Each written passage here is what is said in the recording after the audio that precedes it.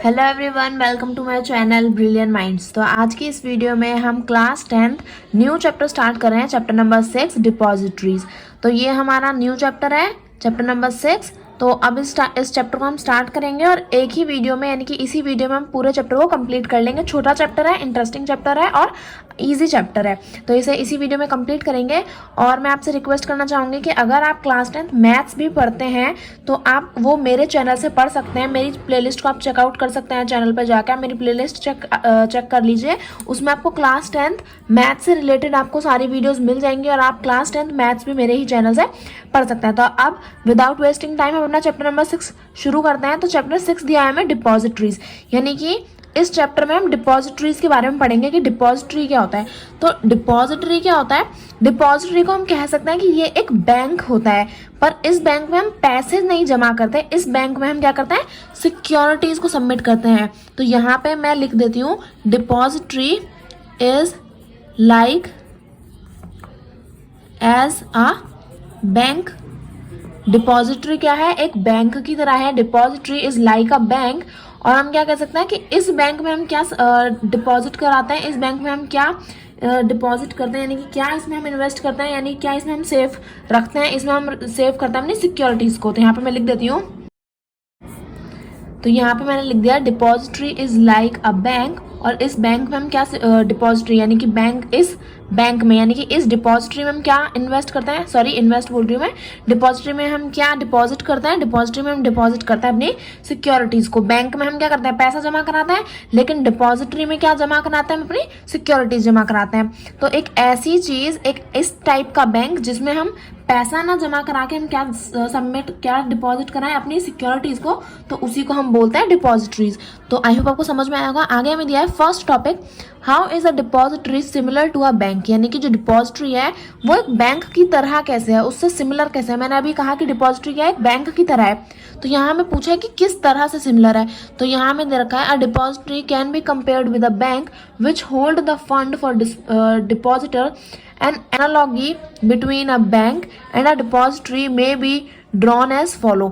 यहाँ पे मैं क्या दिया है? बैंक और डिपॉजिटरी के बीच में डिफरेंसेस दिए हैं कि बैंक से सिमिलर तो है डिपॉजिटरी, लेकिन बैंक ही क्यों नहीं है। डिपॉजिटरी क्या दिया?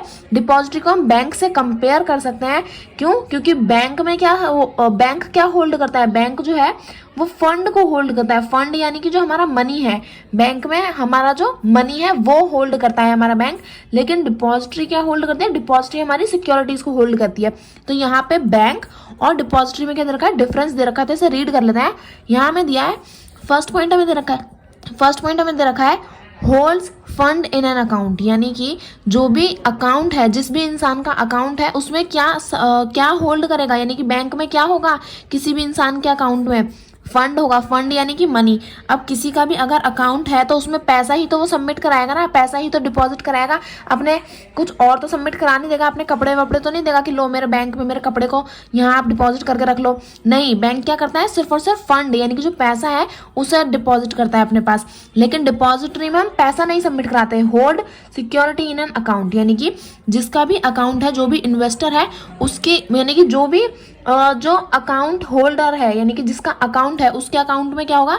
उसके अकाउंट में यहाँ पे सिक्योरिटीज को होल्ड करेगा। सिक्योरिटीज यानी कि जो शेयर हो गए, बॉन्ड्स हो गए, स्क्रिप्ट्स हो गई, ये सारी हमारी सिक्योरिटीज होती हैं। तो अकाउंट होल्डर जो डिपॉजिटरी है वो अकाउंट होल्डर की अकाउंट में क्या डिपॉजिट करेगी? सिक्योरिटीज। और बैंक में क्या डिपॉजिट करते हैं? फंड।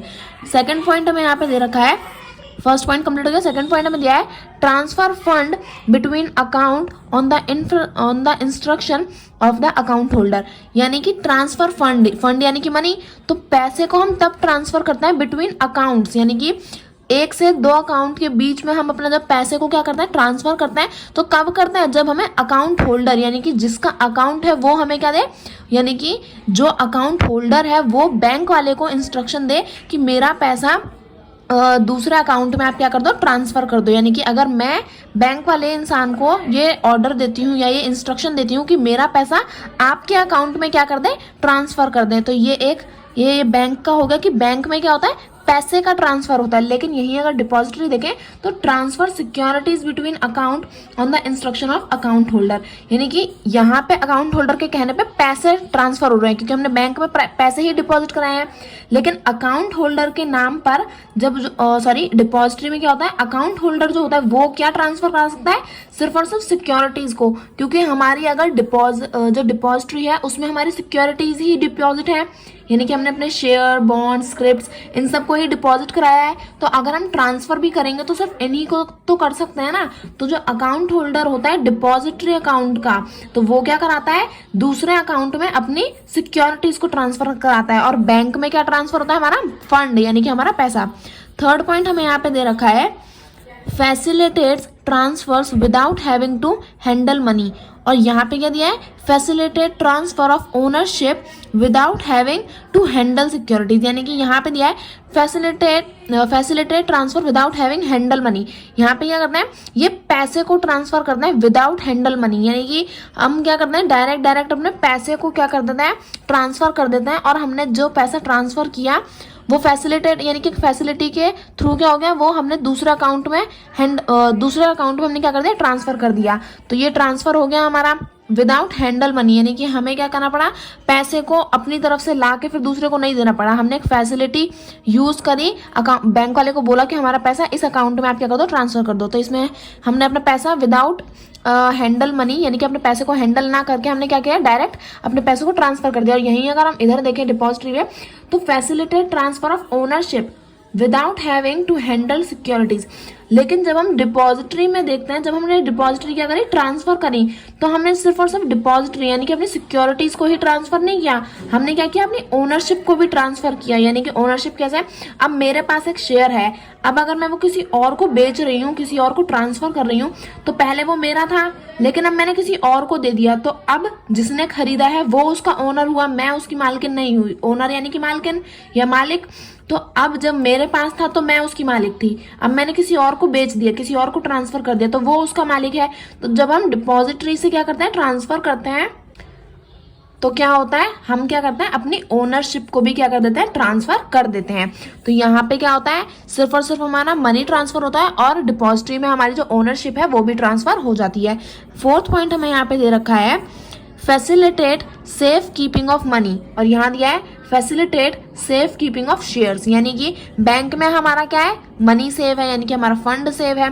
तो यहाँ पे बैंक क्या फैसिलिटी प्रोवाइड करेगा कि हमारे पैसे को सेफ रखा जाए, और वहीं डिपॉजिटरी में क्या है, हमारे शेयर्स, हमारी सिक्योरिटीज सेव हैं, सिक्योरिटीज और शेयर को हमने डिपॉजिट कराया है। तो डिपॉजिटरी हमें क्या देगा, एक फैसिलिटी देगा कि वो हमारे शेयर्स को, हमारी सिक्योरिटीज को सेफ रखे। तो ये बैंक और डिपॉजिटरी के बीच में एक बहुत ही बेसिक सा डिफरेंस है। आई होप आपको अच्छे से समझ में आया होगा। अब मूव करते हैं अपने सेकंड टॉपिक पे। तो यहाँ पे हमें दे रखा है, इसे रीड कर लेते हैं। सेकंड टॉपिक हमें दिया है, which are the depositories in India, यानी कि इंडिया में कौन कौन सी डिपॉजिटरीज हैं। अगर हम डिपॉजिटरी की बात कर रहे हैं तो इंडिया में भी होंगी, तभी तो हम बात कर रहे हैं ना। तो देख लेते हैं कि कौन कौन सी डिपॉजिटरी इंडिया में है। तो there are 2 depositories in India which provide डीमेटरलाइजेशन of securities, the national security depository limited NSDL and central depository service India limited CDSL।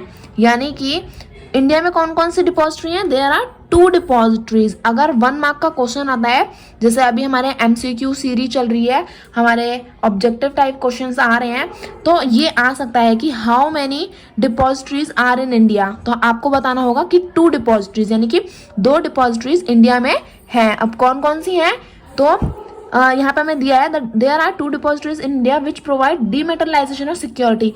डीमेटरलाइजेशन क्या होता है, चैप्टर 1 में हमने पढ़ा था बहुत अच्छे से, अभी भी अगर आई होप आपको याद होगा, याद है तो अच्छी बात है, नहीं याद तो मैं बता देती हूँ। डीमेटरलाइजेशन होता है कि जो हमारी फिजिकल स्टेट में जो हमारी सिक्योरिटीज हैं, फिजिकल फॉर्म में जो है, उन्हें हम क्या कराएं, इलेक्ट्रॉनिक फॉर्म में चेंज करा ले। यानी कि अगर हमारे डॉक्यूमेंट्स, हमारी सिक्योरिटीज क्या है, फिजिकल फॉर्म में है, in the sense documents paper form में है, तो हम क्या कराएं, उन्हें सेव करने के लिए हम क्या करा लें, उसे इलेक्ट्रॉनिक फॉर्म में चेंज करा लें, यानी कि उन्हें हम क्या करा लें, जो हमारी टेक्नोलॉजी है उसको यूज करके उसे इलेक्ट्रॉनिक फॉर्म में सेव कर ले। तो डीमेटरलाइजेशन क्या होता है, डीमेटरलाइजेशन हमारा होता है कि हम फिजिकल फॉर्म को, फिजिकल स्टेट को क्या कराएं, इलेक्ट्रॉनिक फॉर्म में चेंज कर ले। तो इंडिया में जो 2 डिपॉजिटरी हैं वो हमें डीमेटरलाइजेशन की फैसिलिटी जो है प्रोवाइड कराती है। तो कौन कौन सी हैं, the national security depository limited NSDL, ये फुल फॉर्म अभी के अभी याद कर लोगे तो बहुत अच्छा रहेगा, बाद में आपको टेंशन लेने की जरूरत नहीं पड़ेगी। तो national security depository limited NSDL, और दूसरी है हमारी central depository service India limited CDSL, central depository service India limited CDSL। तो ये 2 डिपॉजिटरी हमारी इंडिया में हैं। तो इसमें बस यही था। नेक्स्ट टॉपिक हमें यहाँ पे दे रखा है, what are the benefits of participation in a depository, यानी कि जब हम डिपॉजिटरी में क्या करते हैं, अपना पार्टिसिपेशन देते हैं, पार्ट लेते हैं, तो उसके बेनिफिट्स क्या हैं। तो जो हमारे डिपॉजिटरी में हमारा बेनिफिट है वो यहाँ पे हमें दे रखे हैं कि अगर हम डिपॉजिटरी में अपनी सिक्योरिटीज को डिपॉजिट कराते हैं तो उस पार्टिसिपेशन का, यानी कि उस पार्ट का हमारा क्या बेनिफिट है। तो यहाँ पे हमें दिया है first point, immediate transfer of securities, यानी कि अगर हम क्या करना चाहते हैं, अपनी सिक्योरिटीज को ट्रांसफर करना चाहते हैं तो वो इमीडिएटली, यानी कि तुरंत, मतलब ज़्यादा टाइम हमारा वेस्ट नहीं होगा। अगर हम इंस्ट्रक्शन दे देते हैं तो हमारी सिक्योरिटीज को क्या कर लेंगे, इमीडिएटली ट्रांसफर कर देंगे। तो यानी कि हमारा टाइम वेस्ट ना करते हुए हमारी सिक्योरिटीज ट्रांसफर हो जाएंगी।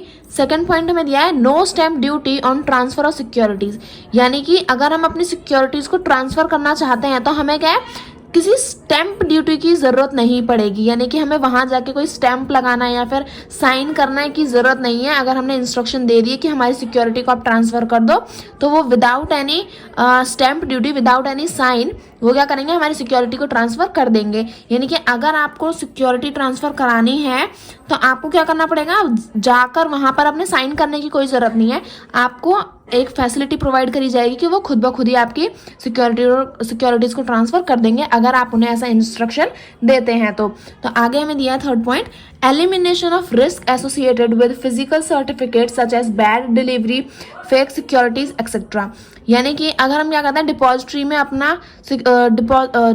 अगर हम सिक्योरिटीज को डिपॉजिट कराते हैं तो हम क्या कराते हैं, ज़्यादातर लोग क्या कराते हैं, उसे डीमेटरलाइज कर लेते हैं, यानी कि उसे इलेक्ट्रॉनिक फॉर्म में चेंज कर देते हैं अपनी फिजिकल सर्टिफिकेट, यानी कि अपनी फिजिकल स्टेट में जो हमारी सिक्योरिटीज़ हैं उन्हें इलेक्ट्रॉनिक फॉर्म में चेंज कर लेते हैं। ऐसा क्यों, अगर हम डिपॉजिटरी में सेव कराते हैं अपनी सिक्योरिटीज़ को, तो जो रिस्क है उससे related, risk associated with our security, यानी कि हमारी सिक्योरिटी से रिलेटेड जितने भी रिस्क हैं, जैसे physical certificate such as bad delivery, fake securities, यानी कि अगर हम क्या करते हैं, जैसे हमारे फिजिकल सर्टिफिकेट हैं, यानी कि एक प्रॉपर पेपर वाले जो डॉक्यूमेंट होते हैं, अगर वो ऐसे ही फिजिकल स्टेट में पड़े रहेंगे तो अगर जैसे हमारे घर पे हैं तो कभी कभार क्या होता है कि वो फट जाते हैं या कहीं खो जाते हैं या हमें टाइम पे नहीं मिलते, तो बहुत सारी प्रॉब्लम होती हैं जब वो फिजिकली हमारे जो सर्टिफिकेट्स हैं, वो फिजिकली जो हमारी सिक्योरिटी से रिलेटेड डॉक्यूमेंट्स हैं, अगर वो ऐसे ही रहते हैं तो हम क्या करा लेते हैं, उन्हें डिपॉजिटरी में अगर हम सेव कराएंगे तो क्या होगा, उससे रिलेटेड जितना भी रिस्क है, यानी कि अगर कभी हमें अपनी सिक्योरिटीज़ की ज़रूरत पड़ती है तो ऐसा नहीं होगा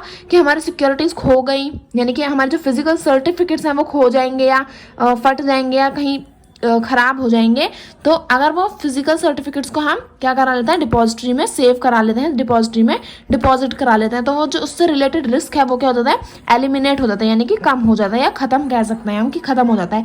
फोर्थ पॉइंट हमें दिया है यहाँ पे, reduction in paper work involve in transfer of securities, यानी कि जब हम क्या कराते हैं, सिक्योरिटीज़ को ट्रांसफ़र कराते हैं तो उससे रिलेटेड जो पेपर वर्क होता है, यानी कि जितने भी डॉक्यूमेंट्स होते हैं उससे रिलेटेड, जब हम ट्रांसफ़र करा रहे होते हैं अपनी सिक्योरिटीज़ को, तो उससे रिलेटेड जो भी हमारा पेपर रिलेटेड वर्क है, जो भी हमारा डॉक्यूमेंट्स पे काम करना है, किसी भी चीज़ से रिलेटेड हमारा जो वर्क है, उस पेपर वर्क में क्या होती है, रिडक्शन होती है, क्योंकि हमने अगर इंस्ट्रक्शन दे दिए तो वो क्या करेंगे, डायरेक्ट हमारा काम कर देंगे। लेकिन अगर हम डिपॉजिटरी में अपनी डिपॉजिट कराते हैं तब वो हमारा काम करेंगे। अगर हम डिपॉजिटरी में डिपॉजिट नहीं कराया तो अगर हमें अपनी सिक्योरिटीज़ ट्रांसफ़र करनी है तो हमें पेपर वर्क, यानी कि उससे रिलेटेड सारे काम करने पड़ेंगे। लेकिन अगर हम डिपॉजिटरी में सेव कराते हैं अपनी सिक्योरिटीज़ को, डिपॉजिटरी में अपनी सिक्योरिटीज़ को डिपॉजिट कराते हैं, तो हमारा जो पेपर वर्क है वो काफ़ी ज़्यादा क्या हो जाता है, कम हो जाता है।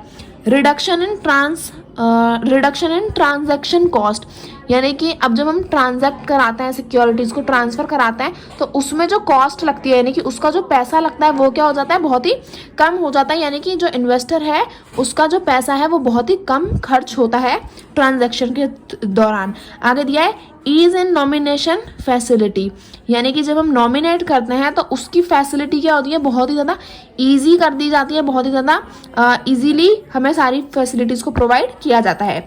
आगे में दिया है change in address recorded with DP gets registered electronically with all companies in which investor holds security, eliminating the need to correspond with each of them separately।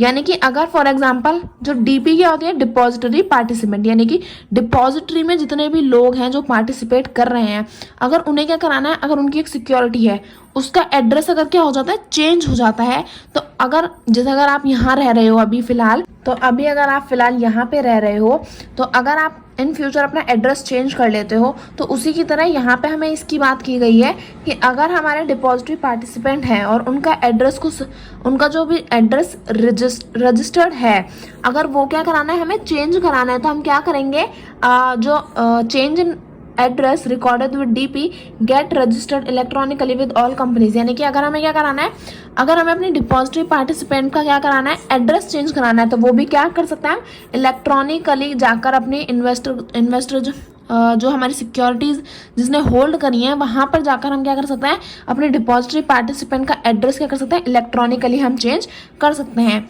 आगे में दिया है, इस पॉइंट में बस इतना ही था कि change in address recorded with DP gets registered electronically with all companies in which investor hold security, eliminating the need to correspond with each of them separately.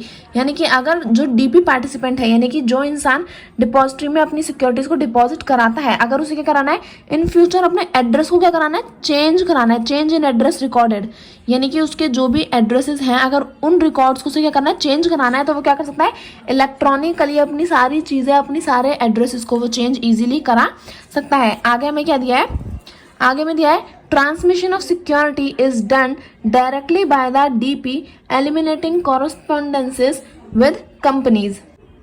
तो इसमें हमें दिया है transmission of securities is directly done by DP, यानी कि अगर हमें क्या कराना है, अपनी सिक्योरिटीज को ट्रांसमिशन कराने के, अगर हमें सिक्योरिटीज को क्या करना है, ट्रांसफर करना है, किसी को सौंपना है, तो वो क्या करेगा, डन डायरेक्टली बाय DP, यानी कि जो डिपॉजिटरी पार्टिसिपेंट है, यानी कि जो डिपॉजिटरी के लोग हैं जो डिपॉजिटरी में पार्टिसिपेट करते हैं। जैसे हमारी सिक्योरिटीज में, जैसे हमारी जो मार्केट थी उसके पार्टिसिपेंट कौन थे, हमारी जो मार्केट थी उसके, जो हमारा स्टॉक एक्सचेंज था उसके पार्टिसिपेंट हमारे इन्वेस्टर, इंटरमीडियरीज और क्या बोलते हैं, हमारे इशूअर्स थे। तो उसी की तरह जो डिपॉजिटरी पार्टिसिपेंट है, यानी कि डिपॉजिटरी में भी तो कुछ लोग काम करते होंगे, कुछ लोग पार्टिसिपेट करते होंगे, तो अगर हमें क्या कराना है, अपनी सिक्योरिटीज़ को ट्रांसमिशन कराना है, अगर हमें सिक्योरिटीज़ को ट्रांसफर कराना है, तो वो डायरेक्टली हमारे जो डिपॉजिटरी पार्टिसिपेंट है, यानी कि जो डिपॉजिटरी के लोग हैं, वो क्या कर सकते हैं, डायरेक्टली हमारा काम कर सकते हैं। एलिमिनेटिंग कॉरस्पॉन्डेंसेज विद द कंपनीज, यानी कि हमें बार बार किसी कंपनी के पास जाकर अपनी सिक्योरिटीज़ को ट्रांसफर कराने की कोई ज़रूरत नहीं है,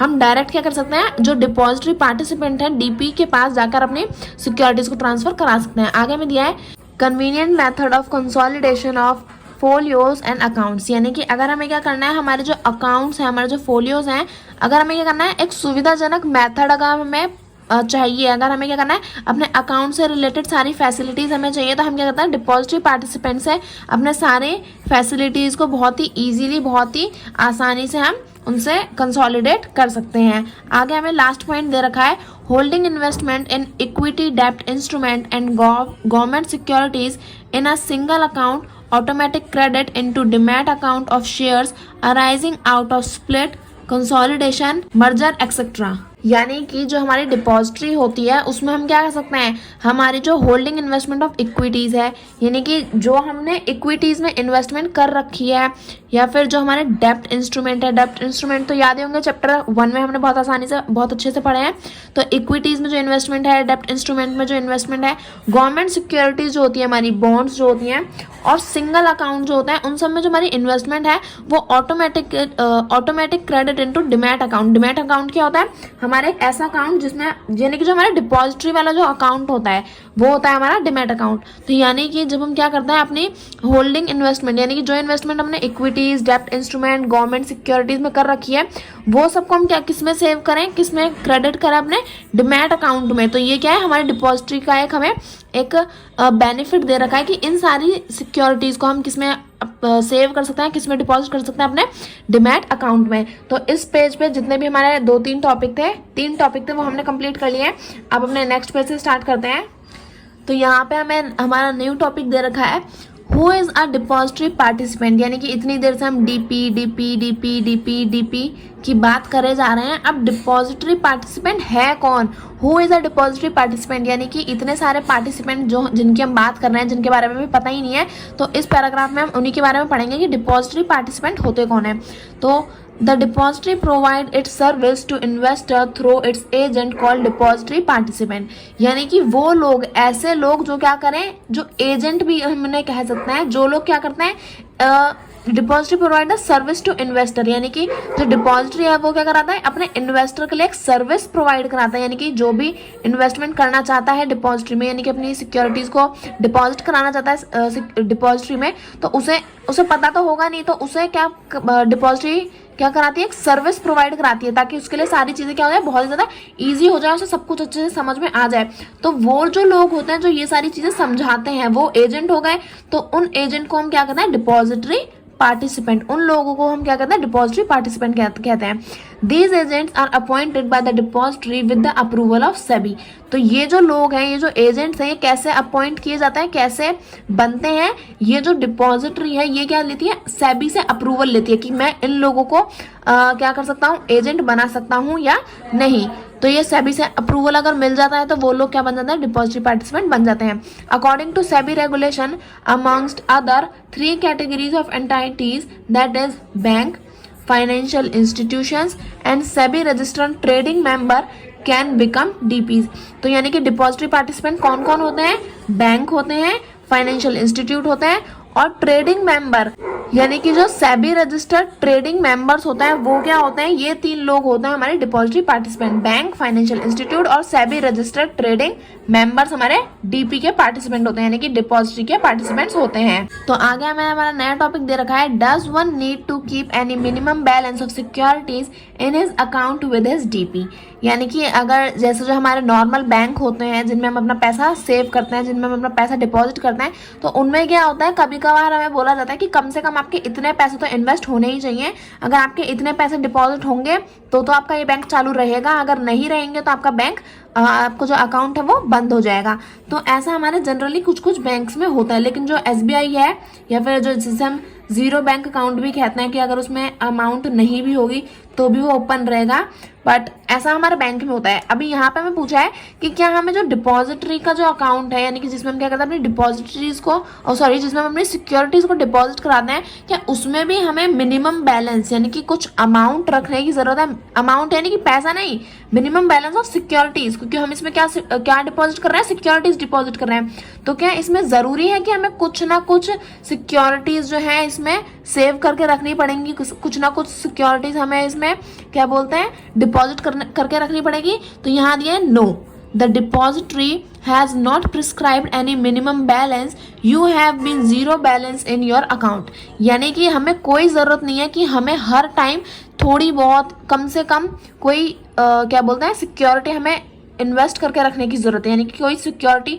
जरूरी नहीं है कि हमें अपनी सिक्योरिटी को डिपॉजिट करके ही रखना है डिपॉजिटरी में, ऐसी कोई जरूरत नहीं है। अगर डिपॉजिटरी क्या प्रिस्क्राइब करते हैं, डिपॉजिटरी हमें बताती है कि आपको मिनिमम बैलेंस यानी कि सिक्योरिटीज को एक मिनिमम सिक्योरिटी यानी कि कम से कम इतनी सिक्योरिटी रखना ये जरूरी नहीं है। अगर आप चाहो तो अगर आपके पास कोई सिक्योरिटी नहीं है डिपॉजिट करने के लिए तो आप जीरो बैलेंस भी रख सकते हो अपने अकाउंट में। तो ये हो गया इसका आंसर नो। आगे में दिया है व्हाट इज एन ISIN, यानी कि ISIN क्या होता है। तो यहाँ दिया है ISIN क्या होता है, इंटरनेशनल सिक्योरिटी आइडेंटिफिकेशन नंबर। तो ये फुल फॉर्म है, अभी के अभी याद कर लोगे तो ज्यादा बेनिफिशियल रहेगा, बाद में बार बार याद करने की जरूरत नहीं पड़ेगी। तो ISIN international securities identification number is a unique identification number for a security, यानी कि दुनिया में इतनी सारी सिक्योरिटीज हैं कि अब बहुत, जैसे आप जो हमारी कार्स होती हैं, बाइक होती हैं, इन सब के क्या होता है, अलग अलग नंबर प्लेट होते हैं। इन पे क्या होती है, एक नंबर होते हैं, आइडेंटिफिकेशन नंबर होते हैं, जिससे हम क्या पहचान कर सकते हैं कि ये इसकी कार है, ये इसकी बाइक है, ये इसको ऑटो है, इसका रिक्शा है। तो ये सारी चीजें हमें कैसे पता चलती हैं, उसका पे एक आइडेंटिफिकेशन नंबर होता है, उसकी नेम प्लेट होती है, नंबर प्लेट होती है। तो ऐसे ही जो हमारी सिक्योरिटीज हैं, इतने सारे लोग होते हैं तो उनकी बहुत सारी सिक्योरिटीज होती हैं। तो उन सबको आइडेंटिफाई करने के लिए क्या होता है, एक यूनिक आइडेंटिफिकेशन नंबर होता है, यानी कि हर सिक्योरिटी का अलग अलग नंबर होगा। ऐसा नहीं होगा कि आपकी सिक्योरिटी का नंबर भी सेम है और आपके फ्रेंड की सिक्योरिटी का नंबर भी सेम है। दोनों की सिक्योरिटी का आइडेंटिफिकेशन नंबर क्या होंगे, अलग अलग होंगे। तो ISIN क्या होता है, इंटरनेशनल सिक्योरिटी आइडेंटिफिकेशन नंबर। ये क्या होता है, एक आइडेंटिफिकेशन नंबर होता है कि ये सिक्योरिटी इसकी है, ये सिक्योरिटी इसकी है, तो उसका एक नंबर होता है। What is a custodian, custodian से आप क्या समझते हैं, तो इसे पढ़ लेते हैं। यहाँ पे अभी हम यहाँ में दे रखा है, A custodian is basically an organization which help register and safeguard the securities of its client। यानी कि कस्टोडियन क्या है, एक ऑर्गेनाइजेशन है, यानी कि एक ऑर्गेनाइजेशन है जो क्या हेल्प करती है, register and safe guard of the securities. यानी कि जो हमारा क्लाइंट है, जो हमारा इन्वेस्टर है, अब उसकी जो सिक्योरिटीज है उनका रजिस्टर होना और उनको सेफ गार्ड देना, यानी कि उन्हें सेफ रखना। ये क्या होता है, ये हमारा जो डील करता है, ये हमारा कस्टोडियन डील करता है इससे। यानी कि जो हमारा इन्वेस्टर है, यानी कि जो हमारा क्लाइंट है, उसकी सिक्योरिटीज को रजिस्टर करना और उन्हें सेफ रखना अपने पास। तो ये क्या करता है, ये कस्टोडियन हैंडल करता है। आगे दिया है, beside safeguarding security a custodian also keep track of corporate action on behalf of its client. यानी कि बस सिक्योरिटीज को सेफ करके रखना ही इसका एक काम नहीं है, इसके पास थोड़े बहुत और भी काम होता है। और क्या काम है इसके, a custodian also keep track of corporate action on behalf of its client. यानी कि अगर कॉर्पोरेट कोई एक्शन लेता है, अगर कॉर्पोरेट क्या करता है, कुछ चेंजेस करता है या कुछ बदलाव आते हैं या कुछ भी अपनी सिक्योरिटी से रिलेटेड कुछ भी काम होता है, तो कस्टोडियन क्या करता है, अपने क्लाइंट के बिहाफ पर, क्लाइंट है उसे अगर नहीं पता तो उसके बिहाफ पर कस्टोडियन जो है वो क्या करता है, सारी चीज़ों को ट्रैक करता है और उसके सारी चीज़ों को देखता है कि जो हमारा क्लाइंट है उससे रिलेटेड उसे कोई प्रॉब्लम तो नहीं होगी ना उसके नए एक्शन से। तो इसके यहाँ पे 3 पॉइंट हमें दे रखे हैं, तो इन्हें रीड कर लेते हैं। पहला पॉइंट दिया है maintenance of client security account, यानी कि जो हमारा अकाउंट है, जो इन्वेस्टर यानी कि जो क्लाइंट है, जिसने क्या करा है, डिपॉजिटरी में क्या करा है, अपनी सिक्योरिटीज को डिपॉजिट कराया है, तो उसको क्या करना, उनकी सारी सिक्योरिटीज को मेंटेन रखना है। यानी कि कोई प्रॉब्लम ना हो, अगर इन फ्यूचर हमें सिक्योरिटी से काम पड़ता है तो उन सारी चीज़ें मेंटेन रहेंगी तभी तो सब कुछ आगे काम अच्छे से रहेगा ना। तो जो हमारा क्लाइंट है उसकी सिक्योरिटीज को मेंटेन करना, ये किसका काम होता है, ये काम होता है हमारा कस्टोडियन का। आगे सेकंड पॉइंट हमें दिया है, कलेक्टिंग द बेनिफिट और right accruing to the client in respect of securities. यानी कि जो हमारा क्लाइंट है उसके जितने भी बेनिफिट्स और राइट हैं वो सारे उस हमारे क्लाइंट को प्रोवाइड कराना, उस सिक्योरिटी से रिलेटेड जो भी अगर आपने सिक्योरिटी डिपॉजिट कराई तो उस क्लाइंट के जितने भी बेनिफिट और राइट हैं उस सिक्योरिटी से रिलेटेड, तो वो सारे अक्यूरिंग यानी कि उस सारी फैसिलिटीज, उस सारे बेनिफिट और राइट को प्रोवाइड कराना किसका काम है, कस्टोडियन का काम है। थर्ड पॉइंट है keeping the client informed of the action taken or to be taken by the issue of security having a bearing on the benefit or right accruing to the client। यानी कि जो हमारा client है उसे सारी information भी होनी चाहिए कि आपके ये बेनिफिट्स हैं, आपकी सिक्योरिटी से रिलेटेड ये राइट हैं, आपके सिक्योरिटी से रिलेटेड। ऐसा नहीं कि हमारा क्लाइंट ही अनजान है कि मेरे क्या राइट है, मेरे क्या बेनिफिट है, उसे कुछ पता ही नहीं है। तो ये सारी इन्फॉर्मेशन जो क्लाइंट तक पहुंचाने का काम है, ये भी किसका काम है, ये हमारे कस्टोडियन का काम है। कस्टोडियन क्या करता है कि जो हमारा क्लाइंट है उसे सारी इन्फॉर्मेशन रहे कि ये उसके बेनिफिट्स हैं सिक्योरिटी से रिलेटेड या उसके राइट हैं। तो इश्यू ऑफ सिक्योरिटी से रिलेटेड जितने भी बेनिफिट और राइट है उस सब के बारे में इन्फॉर्मेशन कौन देता है, क्लाइंट को कस्टोडियन देता है। अभी थोड़ा सा ही चैप्टर बस हमारा बचा है, तो इसके बाद हमारा पूरा चैप्टर कंप्लीट हो जाएगा। तो इसे भी अब हम जल्दी जल्दी पढ़ लेते हैं। आगे हमारा न्यू टॉपिक है how can one convert physical holding into electronic holding, that is how can one dematerialise securities. तो डिमेटेरियलाइजेशन का मतलब क्या होता है, चैप्टर 1 में मैंने पढ़ा था, फिर से बता रही हूँ, और अभी यहाँ पहले भी बताया था। डिमेटेरियलाइजेशन का मतलब होता है जो हमारी फिजिकल फॉर्म में जो हमारी सिक्योरिटीज हैं उन्हें क्या करना, इलेक्ट्रॉनिक फॉर्म में चेंज करना। तो यही इस टॉपिक में पूछा है कि how one can convert physical holding, यानी कि जो हमारी फिजिकल सिक्योरिटीज हैं और फिजिकल फॉर्म में जो है उन्हें हम कैसे इलेक्ट्रॉनिक होल्डिंग यानी कि इलेक्ट्रॉनिक में चेंज कर सकते हैं, इलेक्ट्रॉनिक सिक्योरिटीज में बदल सकते हैं, यानी कि हम कह सकते हैं कि सीधा सीधा हम अपनी सिक्योरिटीज को डिमेटेरियलाइज कैसे कर सकते हैं। In order to dematerialise physical certificates one has to fill a demat request form DRF। तो ये इसे पढ़ते हैं एक बारी। तो यहाँ दिया है कि जब हमें क्या करना है, अपनी सिक्योरिटीज जो हमारी फिजिकल सिक्योरिटीज है, यानी कि वो क्या है, फिजिकल फॉर्म में है, तो उन्हें अगर हमें क्या करना है, डिमेटेरियलाइज कराना है, यानी कि अगर उन्हें इलेक्ट्रॉनिक फॉर्म में चेंज कराना है तो उसके लिए हमें एक फॉर्म फिल करना पड़ेगा। फॉर्म का नेम क्या है, डिमैट रिक्वेस्ट फॉर्म। डिमैट यानी कि डिमेटेरियलाइज कराना है, यानी कि इलेक्ट्रॉनिक। यहाँ देखो डिमेटेरियलाइजेशन दिया है, तो डीमैट। तो अगर हम इतना पार्ट देखें, सिर्फ इतना, तो डिमैट यानी कि इलेक्ट्रॉनिक फॉर्म में चेंज कराने के लिए एक फॉर्म होता है जिसका नाम होता है demat request form, which is available with the DP and submit the same along with the physical certificate. One wishes to dematerialize separate DRF has to be filled for each ISIN number। यानी कि जो अगर हमें अपनी securities को electronic form में change कराना है, डिमेटेरियलाइज फॉर्म में अगर हमें अपनी फिजिकल सिक्योरिटीज को चेंज करना है, तो हमें क्या करना पड़ेगा, डिमैट रिक्वेस्ट फॉर्म को फिल करना पड़ेगा। और क्या करना पड़ेगा, जो DP है, यानी कि, और ये फॉर्म किसके पास अवेलेबल होता है, हमारे DP जो होता है, डिपॉजिटरी पार्टिसिपेंट के पास क्या होता है, ये फॉर्म अवेलेबल होता है। और हमें क्या करना है, इन्हीं को सबमिट करना है, DP को ही सबमिट करना है। ऐसा नहीं घर में फॉर्म भरा और पापा को दे दिया, पापा को नहीं देना, किसे देना है, DP को देना है, यानी कि डिपॉजिटरी पार्टिसिपेंट जो है उन्हें हमें ये फॉर्म सबमिट करना है अपने फिजिकल सर्टिफिकेट के साथ। यानी कि जिस फिजिकल सर्टिफिकेट को हम इलेक्ट्रॉनिक फॉर्म में चेंज कराना चाहते हैं, उस फिजिकल सर्टिफिकेट के साथ हमें अपना ये रिक्वेस्ट फॉर्म क्या करना पड़ेगा, अपने डिपॉजिटरी पार्टिसिपेंट को हमें प्रोवाइड करना पड़ेगा और सबमिट करना पड़ेगा। तो अगर हम सबमिट कर देंगे तो कुछ टाइम के बाद क्या होगा, हमारा जो फिजिकल सर्टिफिकेट है उसे ये क्या कर देंगे, डिमेटेरियलाइज कर देंगे, यानी कि इलेक्ट्रॉनिक फॉर्म में चेंज कर देंगे। तो ये भी हमारा कंप्लीट हो गया। आगे हमें दे रखा है, can odd lot shares be dematerialised, यानी कि जो हमारे ऑड लॉट शेयर होते हैं कि वो भी डिमेटेरियलाइज होते हैं। डिमेटेरियलाइज यानी कि इलेक्ट्रॉनिक फॉर्म में हम उन्हें चेंज कर सकते हैं या नहीं। Yes, odd lot share certificates can be dematerialise, यानी कि जो हमारे ऑड लॉट शेयर्स हैं उन्हें भी हम क्या कर सकते हैं, डिमेटेरियलाइज कर सकते हैं। उनके सर्टिफिकेट्स को भी हम क्या कर सकते हैं, इलेक्ट्रॉनिक फॉर्म में चेंज कर सकते हैं। आगे हमें दे रखा है, do dematerialised shares have distinctive number, यानी कि जो हमारे डिमेटेरियलाइज्ड शेयर्स हैं, यानी कि जो हमारे इलेक्ट्रॉनिक फॉर्म में जो जिन्हें हमने चेंज कर दिया है, उन शेयर्स का क्या होता है, एक डिस्टिंक्टिव नंबर होता है, यानी कि एक डिफरेंट नंबर होता है। तो dematerialised shares do not have any distinctive number, यानी कि नहीं, जो हमारे डिमेटेरियलाइज्ड शेयर्स हैं उनका कोई अलग तरह का नंबर नहीं होता है। क्यों नहीं होता है, these shares are fungible, which means that all the holdings of a particular security will be identical and interchangeable। यानी कि जो हमारी फिजिकल सर्टिफिकेट था, ये हमारा फिजिकल सर्टिफिकेट ना, हमने इसे क्या करा लिया, डिमेटेरियलाइज करके हमने इसे इलेक्ट्रॉनिक फॉर्म में चेंज कर दिया। तो अब जो हमारी सिक्योरिटी का जो नंबर था वो कोई बदला नहीं है, ये यही सिक्योरिटी है, बस क्या है, इलेक्ट्रॉनिक फॉर्म में चेंज हो गई है। तो क्या होगा, इसका कोई डिस्टिंक्टिव नंबर इसे हम नहीं प्रोवाइड करेंगे।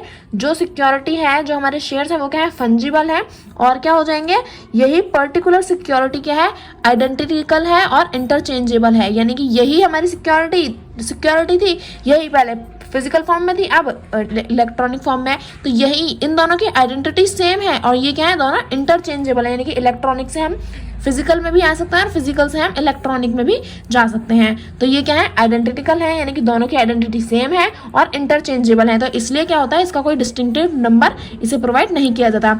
Can electronic holding be converted into physical certificates, अभी मैंने बताया कि फिजिकल से इलेक्ट्रॉनिक फॉर्म में जा सकता है और इलेक्ट्रॉनिक से फिजिकल फॉर्म में आ सकता है। तो यही हमें पूछा है, क्या जो हमारी इलेक्ट्रॉनिक होल्डिंग है उन्हें हम कन्वर्ट कर सकते हैं फिजिकल सर्टिफिकेट में। फॉर एग्जाम्पल, अगर किसी को अपने जो इलेक्ट्रॉनिक सिक्योरिटीज हैं, जो इलेक्ट्रॉनिक फॉर्म में चेंज हो गई हैं, उसे क्या कराना है, फिजिकल सर्टिफिकेट में चेंज कराना है। तो क्या वो ऐसा करा सकता है, तो yes, this process is called रीमेटेरियलाइजेशन।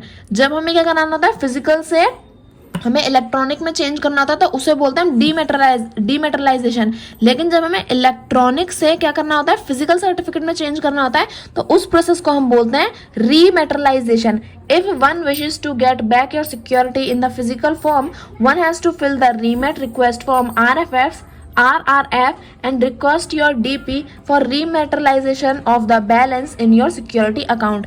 यानी कि अगर आपको क्या करना है, आपको अपनी इलेक्ट्रॉनिक फॉर्म में से चेंज करा के फिजिकल सर्टिफिकेट में आपको अपनी सिक्योरिटीज को चेंज करना है, तो आपको क्या करना पड़ेगा, रीमेटेरियलाइजेशन प्रोसेस का यूज करना पड़ेगा। इसमें क्या होता है, इसमें हमें क्या करना पड़ता है, एक फॉर्म फिल करना पड़ता है। जैसे हमें पहले डीमेटेरियलाइजेशन में एक फॉर्म फिल करना था, डिमैट रिक्वेस्ट फॉर्म, इसमें हमें क्या करना है, रीमेटेरियलाइजेशन में एक फॉर्म फिल करना है जिसे हम बोलते हैं रीमैट, यानी कि वापस हमें चेंज करके फिजिकल फॉर्म में दे दो।